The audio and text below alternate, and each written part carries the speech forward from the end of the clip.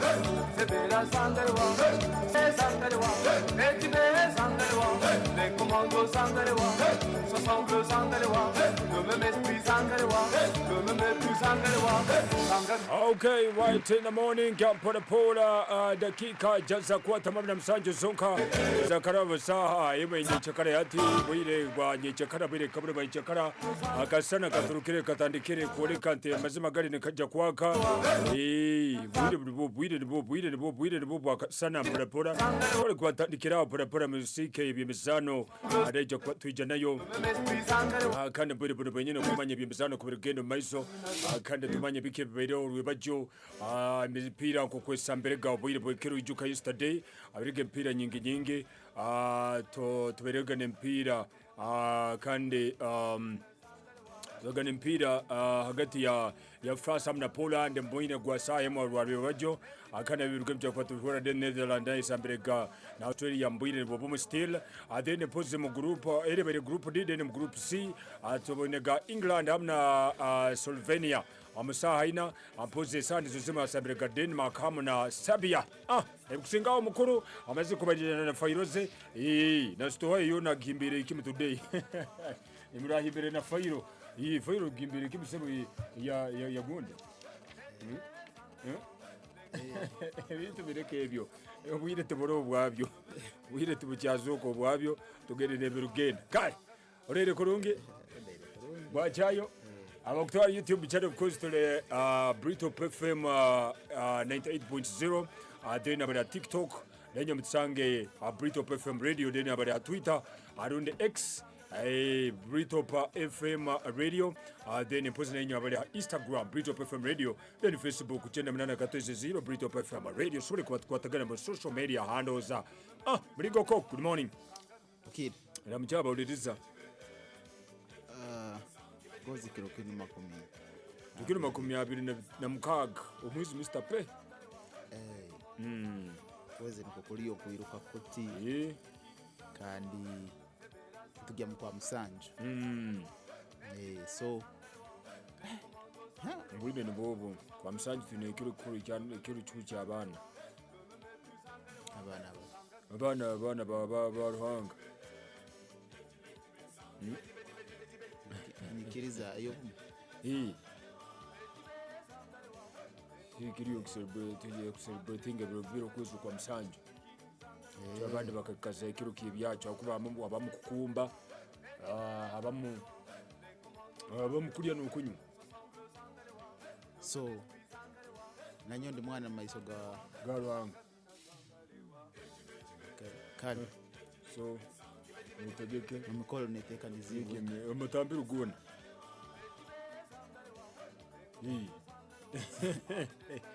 Aruruza de mutambira uguna yukagire kuriya nakunywa paka kuhurira bubi. Good morning Uganda, good morning Chegegwa, good morning Africa. Dakika 24 kuikasa ibire za nyencha wale coordinator Brito FM Radio 98.0 akadozike bimizano muntekaniza TWIMUKE binge bijya kubaireho kanda kirokya ijo tuweregene chikope kya euro gene kirokino chigumizamu Copa America na inesambibwa so musongegi bingi muno results zinyakurezi kujya kuba ni kuchya chikope kya Premier League mangere ya Egypt. Arona aganya kuli mukatale joka katale kakatandika biro kwezi 16 kabasani yes kwa mukaga actually 12 kwa mukaga kandi nkujja kajja kwankagenda kimo mpaka 3 na kimo kwezo kwa 8 so clubs ziriyo sunulira abasambi batale bamo nabamo kubanzi basaininga alo timu yekozere mu mulimo mbageta TV1 yeah yanje gegwenga TV1. What is the elaboration of the TV1? Amanye tuli masaza. Yes. Masaza Cup Jude Sunday tugenda Charles. Yes. So mukugenda Charles abana abakunyumirwa akunyumirwa muno. Abakunyumirwa Chak as a team. Yatubekozere mu mulimo bayine vibe yabo. Hatibo bagamba mbugufu mbakiyeta team vibe 1. Wait. Team vibe 1. Uje ate yitu yatagatakwe. Team Vibe 1. Team Vibe 1. Ati bagamba mbugufu tukiyete tuta TV1. Nujya kurana mijozi yabwe handikiriwe TV1 baine bipande bandikiriwe TV1. Baine motoke zabo special. No jokes. So Vibe. Kandi bali empagire yabo ya kikungu sebo. Teri ya kujahu ya teri ya bamuniyobora. Mwana agambire. Teri ya bamuniyobora. Muniyobora nkimaisa. Abataru kusobora. Nyoni manya babeta bacherenchenche. Ndi babo buna ati group disease. Bacherenchenche. Bachwera nyatire kunu. Bamuniyobora. Abaje bayido bugabo bwabo wewe. Ati TV1 mbagamba bora abantu sobora kutunga enkoba nogimanye inkoba inu kanywerwamu nenya kwine kamo twizi kamo tuta twazinywera mu gatondo you remember tonto yakasanga baguruse mbaginyumya hati mbacyaga inyumya abambaye ngo babanywera yo kumpora baina bagisanga bo baino bucweka babuli special bagisanga isamwe teri common abo kuba na materials na mbere bagikoraga tizikiyakanye cyo kwanza byali bitoke bya anta tincho gamba iri mu bucweko bumu andi rugine ne bamusera ari owatontora musanga nanka ari mukasonda kuli kandi yakorwaga muno bitoke bya Musa nugimanye Musa ibi bya kibaka ibi Musa ugimanyere tukacumba kibako ndamanta manyere Musa so bukono ndakatonta akakunura kurungi niho akakorwa mu Musa ati Musa tizikakanya deno ngoro lete ne nankala umugusi yes umugusa mu Rungereza mu rufotifoto bakweta sogam so hate nkobeza abana nizo bayine zine zinyakwegemere ziti kitegerize hagegere obanihira mutiye mukire ati warazira muri ninihiramo mayari mabanku nihiramo Team Bosco I'm predicting Team Walter Beka Team Wazeyi abo odino abanda mbara ganyeba Team Batina tena no man group ezo Brenda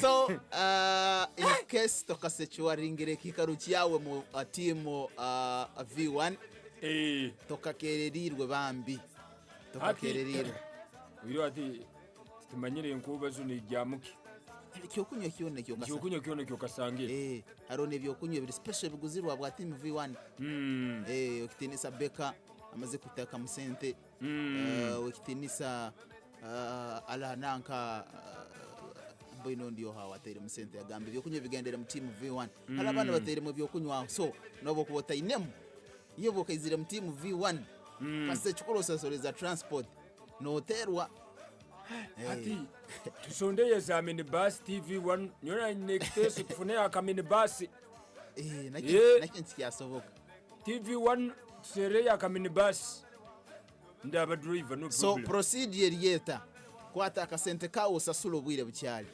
obora mara kusasula bwire bucyali funa akajozi kawe manje mjoze naye irimo bika irimo corporate ijo ndozere did you see me tinkengereka kuri oziragamo mu team corporate tinkengereka hano amataha na amaturuka zirege mu kajazi ka cyaka team corporate so gura akajozi kawe bwire bucyali uramara gura akajozi hati ugambe ochulere muganda gambo usirike hati kiro kya sande saa isatu za rushyashya nyenja team V1 nesimbura hano mu kibuga cyegegwa so abasaswira abanyakuri alongo Fort Portal highway abanyakuri se mu Ruwera abanyakuri Kisamura abanyakuri Kyatega Kakabara Migongwe Chikiedo tikweta gisango ije mu town twine umutuke izindi zona nezindi ziro bayite zindi ziri mu vibe nikyo sobora kugambira zindi ziri mu vibe nyoni manya vibe eri mu TV1 kwenda kumanya ibikusinga liye usobora kunsera usobora kusera nyoni yongera ku connecting ali aba bande responsible people ndabaziro msanju 8 mwenda 8 5 msanju ne muziro wewe ngabo ine umuntu akatayiro Kaboino. Aha, so Yabo juka mtembera madara. amanyira hati aloho rejura anko wano chigamba ba chenchenche naki Ati corporate na kitunganda. Akuba nanyo eri ekandema. era Etandeme kiguro ire ekandema. ekakulevete baza kaito Miba ise ya corporate na kitunganda. ya corporate Abukuba zile zindi nyozi kandema. iskakuleva zita Nyoni imanye kizande message. Ntale moye kuzigigura. baitu Uirehe ne kiyande message. Haro ikiyaginde message. hati timu corporate sera machura Machura. Kenneth yes Kenneth nomanya uno Kenneth hano wakora parodi yao mobile man abangi bamanya kamirejo Bamulechere wangu. aha sera James Tua Umukuru Kenneth nasobora sibuno gisponsoringa. Mukuru Kenneth. Yugo egibiru yao by the way. T-shirt ya corporate ya cash egibiru yao. basi kihoire Tisabire ndagire. peke yake kukiali kusaba direct Ndagire. Egyo biru yao. alo kwenda kuragiro red ngine baitaine kuleta neye Ati yesterday ati nanka Brenda. Dero nka Brenda dera amazima gali. Hati neno nyima t-shirt ya corporate Brenda ra ona Brenda uri wenyine ona wari mu TV1. Dero Brenda. Yesterday mbaire ni sharing Aito wojinye. Dero akire to gamba ka to surprisinga. Kale surprisinga cha kana kinu. Kiro kinu kwa cha kasatu surprisinga cha kana. akolat Surprisinga cha kana ande teraka t-shirt ka corporate. team corporate bojo watakaguzia team corporate Brenda.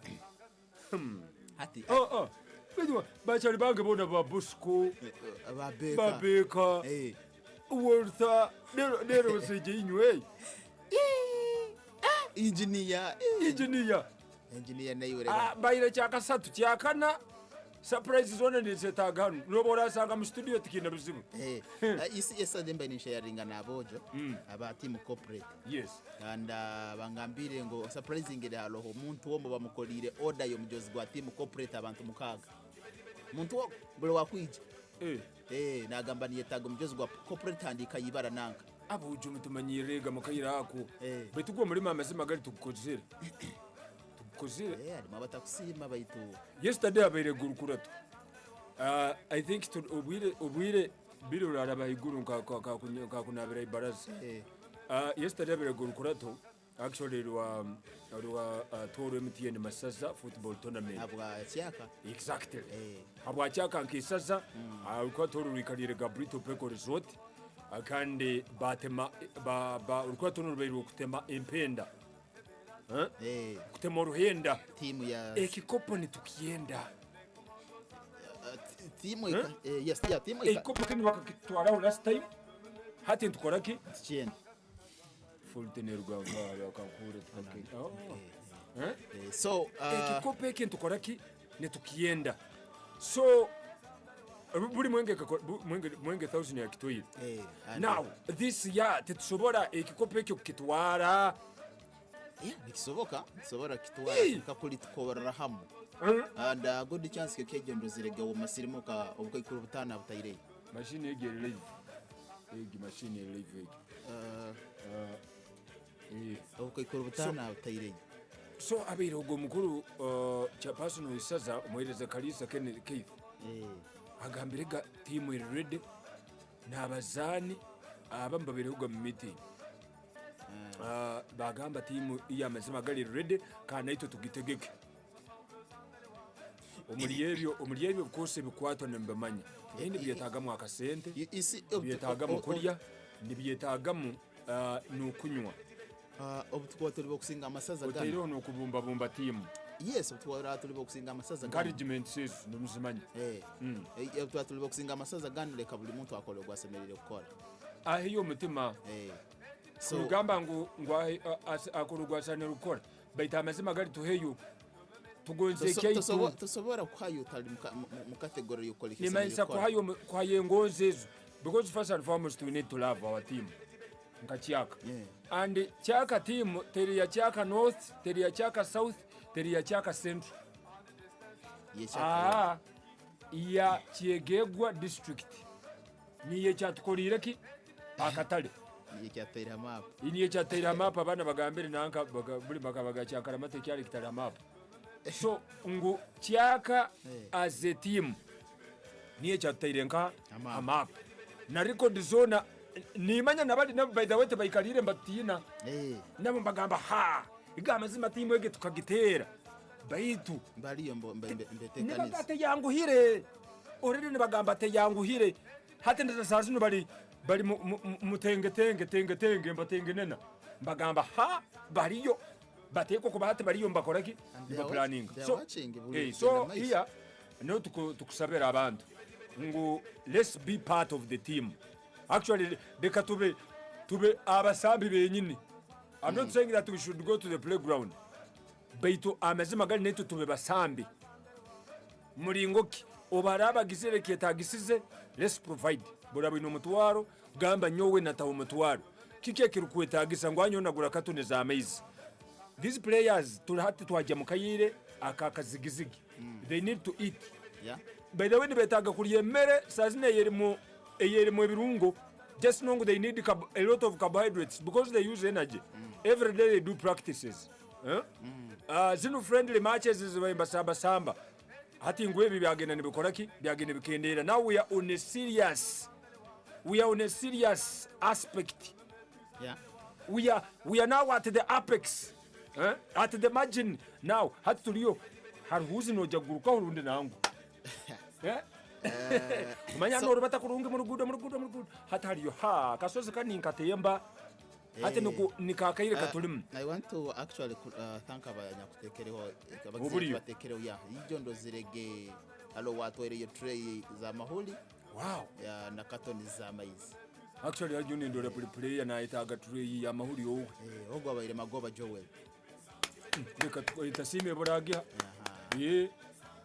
buli player na itaga tray ya mahuli oba ibiri oba isatu bokuru banaka babita batabanu banaka mukuru naka bijampora farm nenyo sungamba nyonda donating tray nka 10 za mahuli babasamba ba 12 so mukampo bayingi they are bayingi but so far we can organize 12 tugamba you know what the tray is 12 zino zibanze ziji nanka ya deni nundi nawe yongereho nanka yatekaye ubukikuru butano kafuzi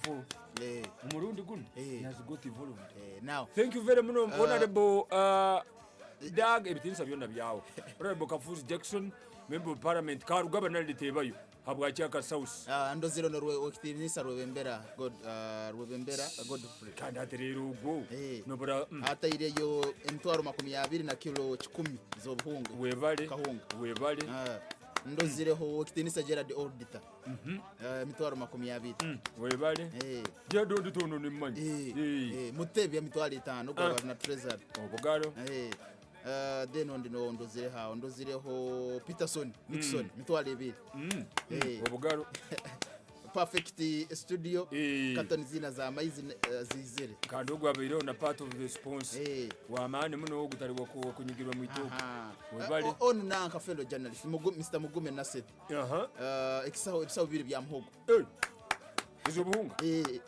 muhogo tujya abekyo mabajya kutoa kandi busantu bisi aba ebosako emitwaro 10 kayijana emipira eno ulira emipira na stand by manya mpira umwana yagusimura gwahurikira mu mwanya n'emitwaro 10 yeja so kwegamba abantu bengi bali abwire tusobora utabimarayo kale Euro eriyo negenda maiso ladies and gentlemen kirukeje tuberegane mzane nyakusambirwege tuberegane yangeri ya abungereza bakozere goalless draw na Slovenia abanyakura biroga mwakwatayo akapapora kirukejo Gareth Southgate timu yangeri ya abungereza bakozere goalless draw ya 0-0 na Slovenia baitikokeje Slovenia baqualifying rege Nihanga lino lya Bungereza baqualifying genda round of 16 kandi aba Denmark babaire mbasambana abasabya genzire ko wa Denmark mbabara 0 na sabya mbabara 0 so kirukejo mu group Asia biroge yange lya Bungereza na yange lya Slovenia mzane nyakusambirwa ganya kunaitwa mwenda mnana Breton FM radio abaire yoga nemzane ndijo abaire yoga yange lya Bufaransa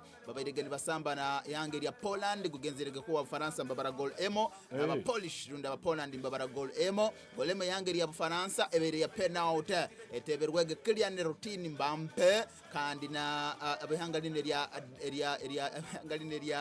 eria Bufaransa bahonerege kuterwa penalty kurukia ijo ya Didier Roberto Lewandowski kurukia ijo penalty ya bagenzi be agitekerege mikono refu ya gamba abairarugera la idea abairarugera yategukire Sajawano mpira bisate yangwire mai tukuba tuli aheru kuno ogaba dora kasika bera gutere gahali hati Lewandowski na wafunire penalty abo ba Polish abanza agitera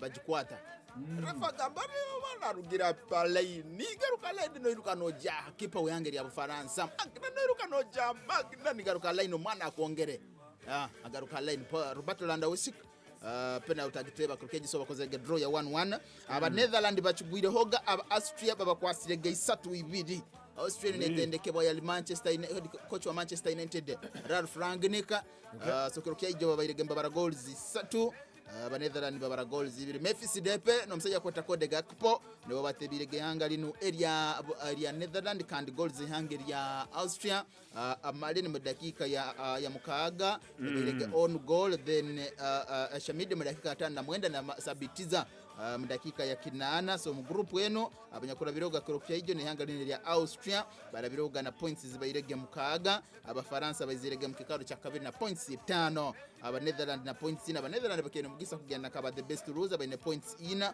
tebakwa banja goal yona anyakunaita mwenda muna na Brito FM radio abiroge ne chikope kya Copa America imamzane nyakusambirwege mu Copa America abiroge yange ya Peru batirwege Canada goal emo Peru 0 Chile mbabara 0 Argentina goal emo golemo yonka ihanga eri Argentina eteberwego musajja bakweta Martinez Rutalo mu dakika berega ya 8 na 8 so Argentina mbabara golemo ihanga lino eri Chile ni babara 0 mangeri ya Egypt berega mzane nyakusambirwege mu Premier League yange ya Egypt aba club ya El Ahly mbabara goals 2 aba club ya El Zamalek mbabara 0 kilo kijabaka papara tonight alimzane rukuja kubanesambibwa mu kikope kya Euro 2024 mu group E aba Slovakia mbaja kusamba na Romania zija kwa saa ema Ukraine basambe na Belgium mzano gwa saa ema ya Rwebajo and saa ineze kilo Czech Republic basambe na Turkey abayange ya Georgia basambe na yange ya Portugal elima mzane rukuja kubanesambibwa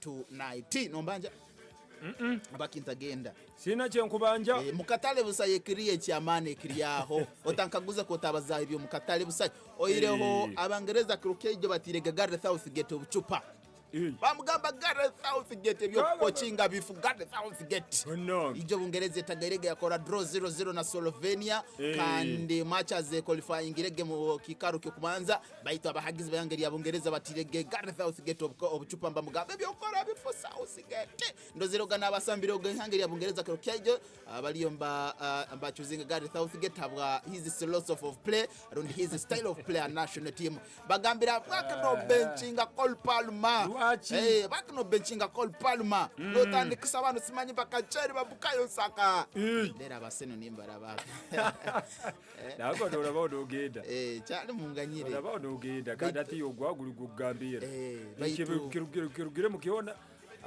ati ibintu bibyo binakesa ndabanya abakine bigambisa abamba politician ngumba bajuma the problem ngo uri nabatakunda kubaza amazima rundi kumubaliza amazima uburu kubaza amazima ntubagamba amazima gasara ngono bamo the fact is umtindo gw'abasambi babungereza gold hands when you look at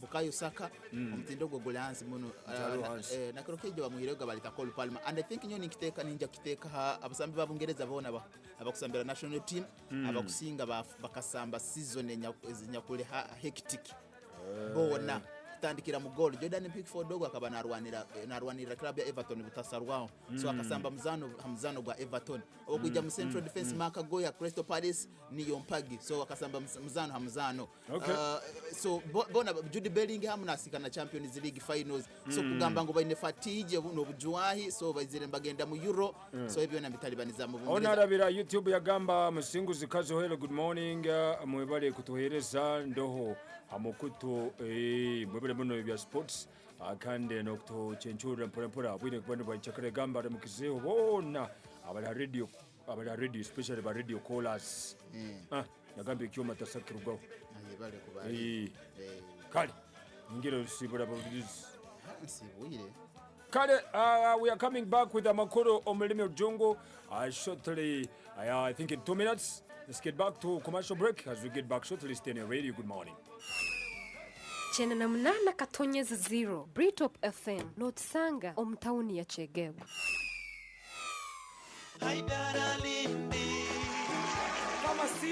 kama simwe munonga abantu mwena ruhanga ine chabakolire omutaune ya Mpara. Haleluya. Alesroterane orukwetwa amagufa gomere kugaruka hwenyama omuri izachera shatu na mshanju orunyiriro rwo kubansa ruhanga tumire kubeta ebirabiri na munana abiri na mwenda omukweza kwa mukaga omwaka gw'ibirabiri nena nsako tugo mu kizanuro cha Mpara leta barwire abatarutambura empumi abasingamire abagambire ngutubali baje abana baremera kushoma mukama bakorera ebyembabazo mu isinde lya Yesu. Enamba yanje Yesumu 0 mukaga ina emyende 2 10 0 mwenda 85 na mshanju mkaga ni shatu tsapatino Apostle Charles kuruga Kaluguza White Stone omushinja wa ruhango atire cheshongoro omusabibu nawe naza kubaru omushomesa ni wari kumanya Daniel Yesusa ruhanga ebyaremere atekwa kubiterezo mu izina lya Yesu. Amina. Shalom. Chegegwa, Mubende, Chibari, Kakumiro, Chenjojo, Fort Potro, Bunyangabo, Mbarara, Nebichweke bindi bitulire. Niyo, Chenda na mnana katonyezi 0. Britop Fama, Echiruizi Chabantu.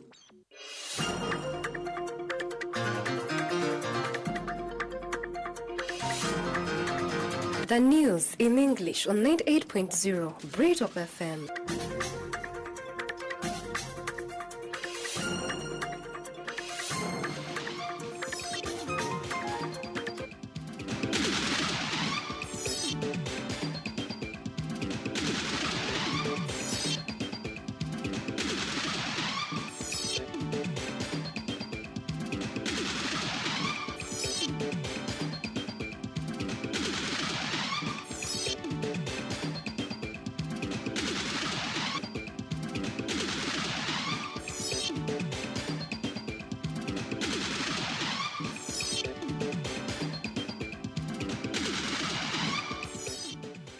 Museveni to release census preliminary results on Thursday this week, and women are arrested for murdering man in Kagadi.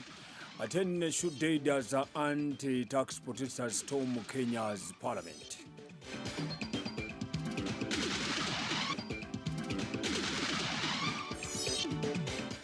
A very good morning, our dear listener of 98.0 Britop FM radio.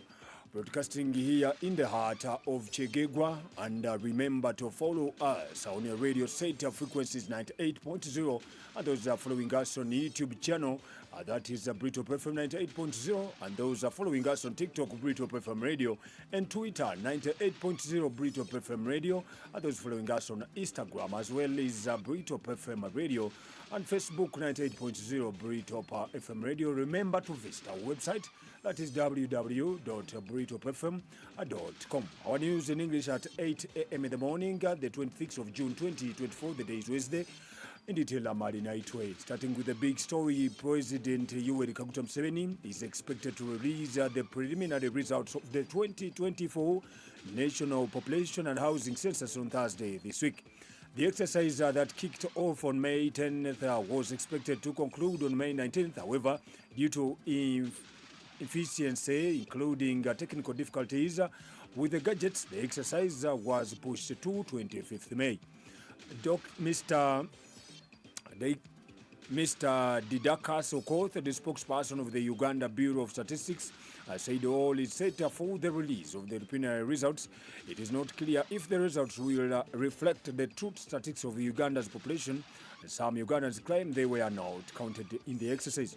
Uganda conducts a national population and housing census every 10 years, while the government officials say help to guide the planning policy formulation and program implementation, as well as monitoring development process in line with the national goals and objectives.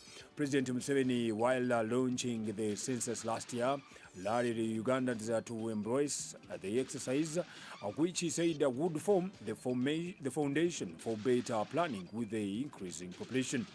This was the first digital census conducted in the country, according to the U-Boss. This allowed the team to tally the results instantly, and officials at the headquarters were able to know how many people had been enrolled on a particular day by the close of the business.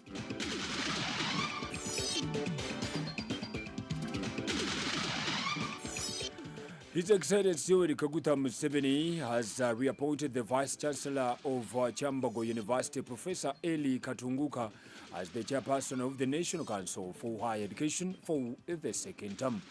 The first team of Professor Katunguka as the chair of the NCHEE, a body mandated to regulate, the guide, the establishment and management of higher education institutions in the country, expired in March 2024. According to the 6th May letter to the Ministry of Education, the Minister of Education, Ms. Janet Museveni, President Museveni reappointed Professor Katunguka to serve for another 5-year term. When contacted yesterday, Professor Katunguka confirmed that he has been reappointed. Professor Katunguka's appointment comes at the time the National Council for Higher Education is working around the clock to ensure all universities and tertiary institutions in the country offer up-to-date programs. On January 8th, Professor Katunguka wrote to President Museveni requesting to be reappointed as the chairperson of the National Council for Higher Education, as his first 5-year term was nearing its end. In his letter seen by Brito FM reporter, Professor Katunguka highlighted the several achievements during his first term.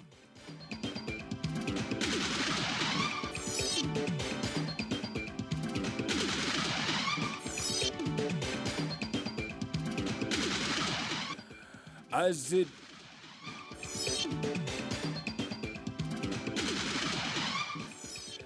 Toro MTN Masaza Football Tournament 2024 picks some momentum, Chaka Isaza team has yesterday held a meeting at Brito FM at Brito Eco Resort to pave way on how to bring back the taken trophy in the last year's tournament by Mwenge South.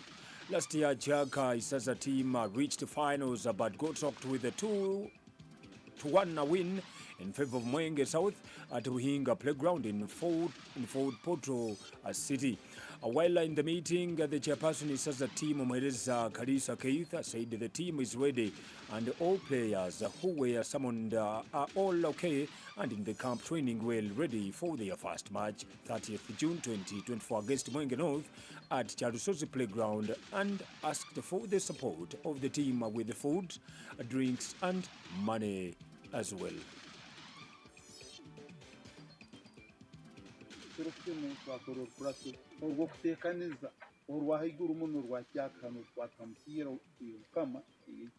Netusaba ekintu kiri kimwe netusaba buli munyakyaka wena amanye ngo emipira enweroho kandi ejja kuzana tugenda kuzana omupira ogwo kubanza ogw'amasazi ebiro by'okwezi 30 Kyarusozi tugenda kuzana na Mwenge North. Netusaba obusagiki bw'abantu kugenda nabo bakatutagika bakateera enduru bakarangu enyama y'isoito omugoto. Ekyakabiri netusaba obusagiki bwa sente n'ebintu ebindi. Ati abaana baitu bali mu kampu netusaba nk'ebyokulya ebyokunywa n'ebintu byona bitugenderaho kandi netusaba na sente mutukonyere. Tuyina abantu abututairemu natujja mubaha akasente anyakwine siringi 10 anyakwine emitwaro 10 anyakwine miliyoni emu. The MP Chaka Central called upon members to come up and support their team, both financially and physically, so that they bring the trophy back. He said football is very important in uniting people and asked the people to come and support their team.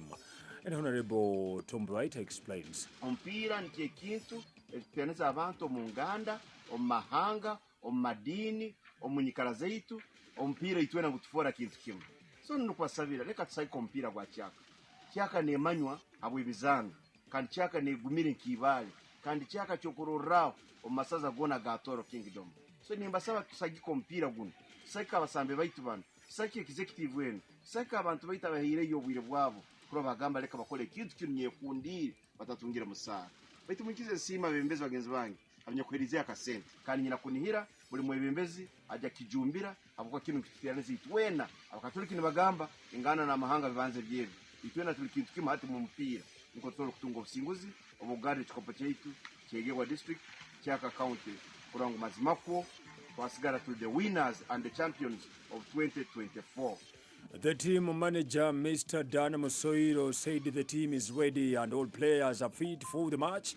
So far, they played 3 friendly matches where they lost 1 and won 2. They started with Wekula at Humula Playground and lost 2-0.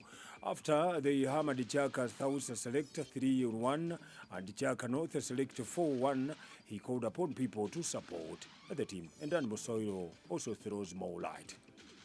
Nenda kubamanisa mu timu yetu nungi muno abokuba sofatwa kusamba empira esatu ubwo kubanza niko gwabwekula ubwo kakwa 2-0 gaito twagenzere mu Kyaka South mpira ukakwa goal esatu hemu timu yetu ekabene yule kangu ne promisinga utugire mukeya hapoyo timu etire goal ina hemu tukumanisa twagenda sande timu zija goal zija kuwa mukaga aziro so nimanyisa abantu bona bakutuliriza ngo nywenda holi tekanize nkaito tekanize mujozi vuvuzera otunge transport na sente zokulia tugende cyaro so era bamwenge no tugaruke mukano buhanguzo bwa mani Kyaka egumire kibale Kyaka egumire kibale.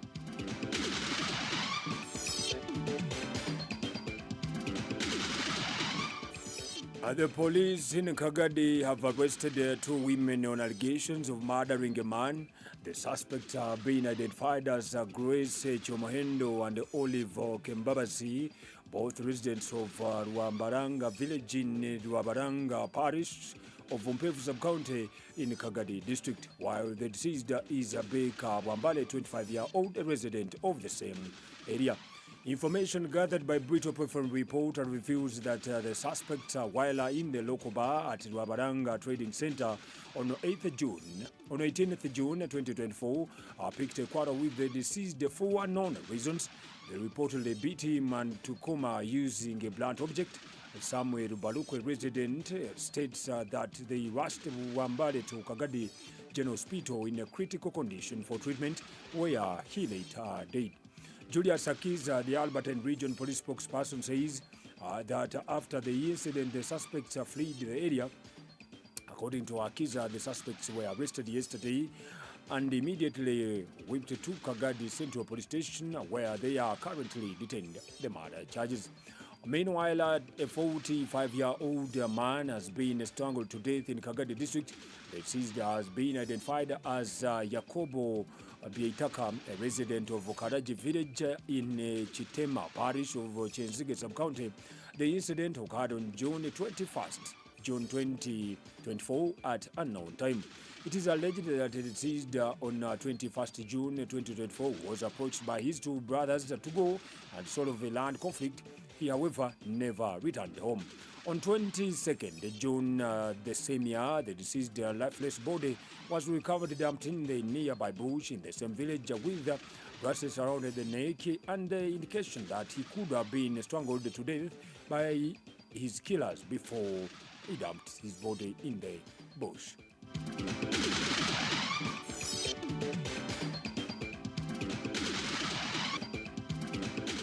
You're still listening to our news in English live on Brito FM radio, broadcasting in the heart of Chigegwa, reminding you the date of today is 26 June 2024, and the day is Wednesday at only 12 minutes past 8 o'clock in the morning. Remember to follow us on Facebook, Twitter, TikTok, Brito FM radio, Instagram, Brito FM radio, and watching us on YouTube channel now, and keep following our non-stop, the visual programs on our YouTube channel. Always.